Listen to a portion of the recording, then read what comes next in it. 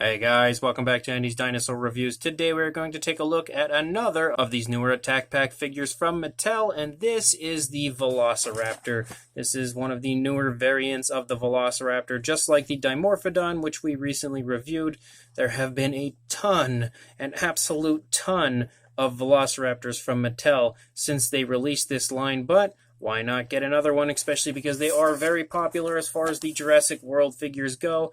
And then we could take a look here at the back of the packaging to see a few of the other figures released within this wave of Attack Packs, which this is a really cool, very hard to find Mosaurus. We've also got the Velociraptor we're currently looking at. We have the Dimorphodon we recently looked at, and the Alioramus, which we have also recently looked at. So let's go ahead, break this out of the packaging, and take a look at it now. So here is our Velociraptor, and you can see that it's quite nice looking. Overall, I actually really like the way that the colors play off of each other. It's a little hard to get a good idea of what the figure looks like truly when it comes to the Attack Packs through that plastic. It's not until you really get the figure out and have it in hand that you can really get a good feel for the figure overall, and I actually really like this paint variant of the Velociraptor. The more I'm looking at it, definitely a fan of this figure, and it's nice to see that it kind of has those stretched legs, as some of them have had like a little bit more of a crouched positioning with the legs, but this one seems to be like part of that new wave of Mattel Raptors where they kind of have a little bit of a higher stance to the positioning of the body, or at least I believe this one does. It looks like it, but I don't have one here to compare with, but I'm pretty sure that's got the kind of higher legs as opposed to the kind of crouched look that some of them had previously. But again, really cool looking at first glance, but the only way to truly tell is with a closer look, so let's do that right now. So again, we've reviewed this figure about 4 million times at this point, so we really only need to take a look at what is new with the figure. If you would like to see a more detailed review of this, check back to one of the other 4 million reviews that we've done of the figure. But looking up here at the head sculpt as far as what is new, you have a really nice kind of a dark yellow for the eye, and I love if I can keep the thing still, I love the way that kind of darker yellow plays off of the rest of the dark coloration of the face. I think it looks super nice, much nicer than that kind of brighter yellow that they tend to use sometimes, and at least as far as this coloration goes. You can also see a slit-like pupil. That coloration of the pupil is that kind of maroonish coloration that is the color that kind of leaks down from the top of the body. Unfortunately, they didn't give it any type of like a black pupil. We do have an articulated jaw, of course, and when we look inside the mouth, the teeth do appear to be painted pretty nicely for the most part. Don't usually get too much sloppiness as far as the paint of the teeth on Velociraptors in the Mattel line for some reason, so they look pretty nice. Also have a nice coloration for the inside of the mouth, as well as a nice gloss coat in there that makes it shine quite realistically. Unfortunately, the mouth of mine just keeps dropping back open. I don't know why. That doesn't normally happen very often when it comes to Mattel figures. No, does not want to stay closed, so the jaw is definitely a bit loose on mine. But you can see that the eye is quite nicely painted over here as well. Then we have that kind of maroonish coloration that leaks down onto the face, and then this kind of like a darker blue coloration for the primary body color, and that maroon coloration continues to leak and kind of design all over the body from the upper side the whole way down the entire figure as we run out onto the tail, and we actually get a little bit of paint out here onto the tail, which is a huge plus if you ask me. But again, I really wish they'd just go the extra mile and go the whole way out, because it would make the figures just look so much better.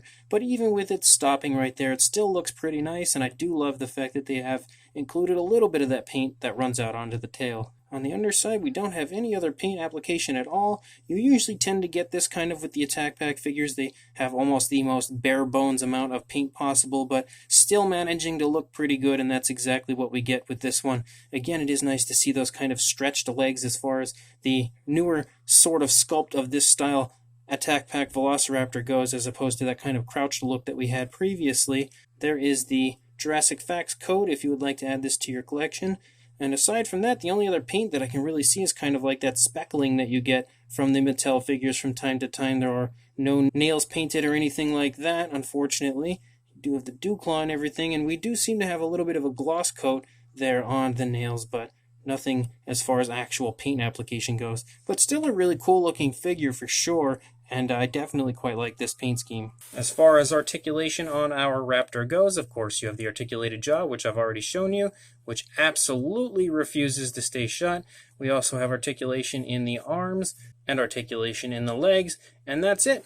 No other articulation on the figure. We don't even have a swivel tail or anything. So not too much articulation-wise, just kind of a few different areas, but I think it's pretty much all you usually need for an Attack Pack figure. As far as the size goes, if you happen to not have one of these already, which would just be crazy if you are a collector of the Mattel line because they've released so many so far, you could see it come in at about 6 3/4 inches or around 17 centimeters, somewhere in that range.